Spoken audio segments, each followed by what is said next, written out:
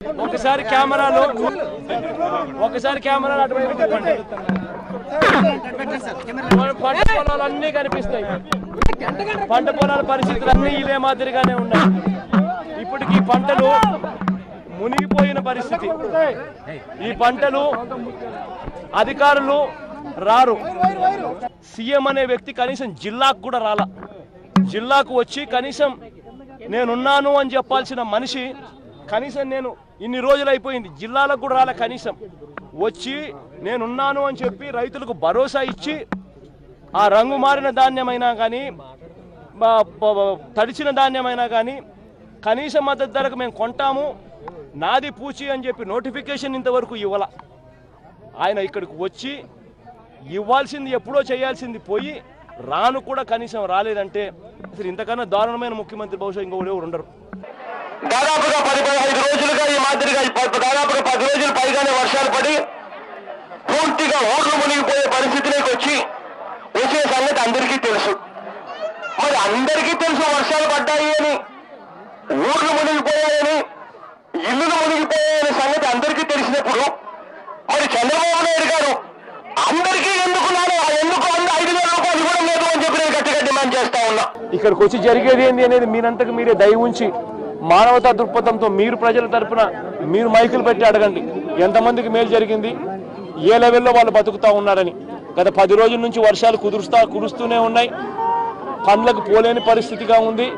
పనులకు పోలేక కనీసం బయటికి పోయి ఉపాధికి పోయి కనీసం కాస్తో కూస్తో 100-150 రూపాయలు సంపాదించే పరిస్థితి కూడా లేదు. ఇప్పటికే 10 రోజులు అయిపోయింది.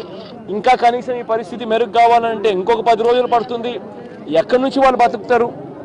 కనీసం అంటే ప్రతి కుటుంబానికి పనులకు పోలేని పరిస్థితిలో ఉన్నారు కాబట్టి కనీసం ప్రతి కుటుంబానికి కనీసం మీరు 3-4 వేల రూపాయలు డబ్బులు, 25 కేజీల బియ్యము, మళ్ళీ మిగతా వస్తువులు అన్ని కలిపికట్టుగా ఒకటేసారి ఇస్తాముగా ప్రతి ఒక్కరికి కూడా వచ్చేటట్టుగా ఆ 25 కేజీల బియ్యము, ఆ కేజీ కందిపప్పు, ఆ చక్కెర వగైరా కూడా ఇస్తేనే కనీసం బతకగలుగుతారు.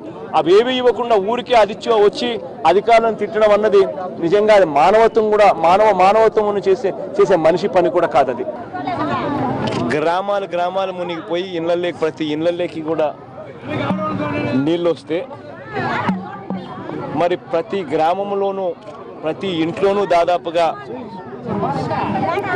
10-12 రోజులు నీళ్లు వాళ్ళ ఇళ్లలో ఉంటే ఏ రకంగా వాళ్ళు బతకగలుగుతారు? ఆ నీళ్లు వాళ్ళ ఇళ్లలో ఉండి ఆ డ్యామేజు ఆ ఇళ్ళల్లోకి నీళ్ళు వచ్చిన డ్యామేజు పూడ్చుకునేదానికైనా లేదా వాళ్లకు పనులు దొరకని పరిస్థితి ఈ గత 10-15 రోజులు, ఇంకొక వారం 10 రోజులు కూడా అదే పరిస్థితి. పనులు దొరకని పరిస్థితిలో వాళ్ళని ఆదుకునే కార్యక్రమం చేయాలన్నా ఏ రకంగా చూసుకున్నా కూడా ప్రతి ఇంటికి కనీసం అంటే 4-5 వేల రూపాయలన్న డబ్బు ఇవ్వకపోతే వాళ్ళు ఎలా బతకగలుగుతారు?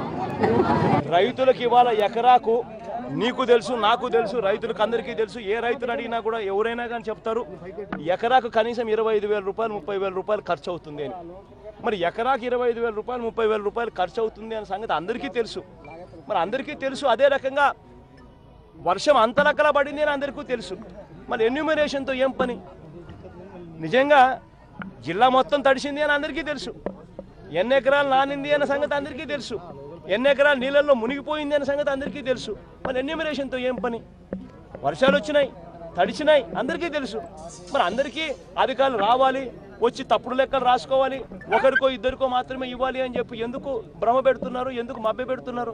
అందరికీ ఒకేసారి కాంపెన్సేషన్ ఎందుకు ఇవ్వడం లేదు? దానికి వేరే థియరీ కావాలన్నా? దానికి ఏమన్నా రాకెట్ సైన్స్ అదేమన్నా?